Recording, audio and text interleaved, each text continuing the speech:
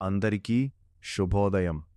నవరసభరిత ప్రేమాయణం ఛానల్కి స్వాగతం. సరసాల సత్తి నిక్కచ్చి నీలవేణిలా ప్రేమాయణం నెక్స్ట్ పార్ట్.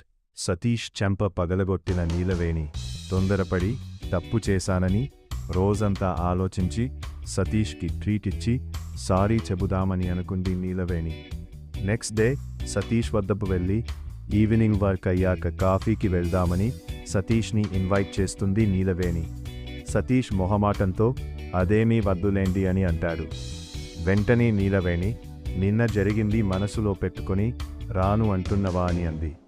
అందుకు సతీష్ అలా ఏమీ లేదు, మీరు ఫీల్ అవ్వకండి, తప్పకుండా వస్తాను. ఆ రోజు ఈవినింగ్ నీలవేణి సతీష్లు కలిసి క్యాఫ్కి వెళ్తారు. వారికి కావాల్సిన స్నాక్స్ కాఫీ ఆర్డర్ చేసుకున్నారు.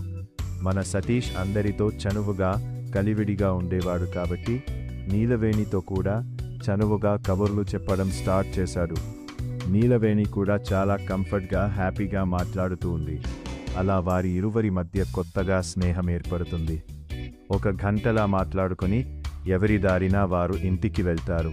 మరి వారి స్నేహం ప్రేమకు ఎలా దారి తీసింది, ఎన్నో రసవత్తరమైన సన్నివేశాలతో నెక్స్ట్ వీడియోతో మీ ముందు ఉంటాను. ఆగండి, మీకు ఒక చిన్న రిక్వెస్ట్.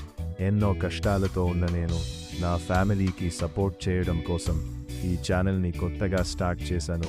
మీ సపోర్ట్ నాకు ఎంతో అవసరం. ఒక చిన్న లైక్, సబ్స్క్రైబ్ చేసి నన్ను సపోర్ట్ చేస్తారని ఆశిస్తున్నాను. ఈ చిరు సహాయం ఎప్పటికీ మర్చిపోను. ధన్యవాదములు. See you soon.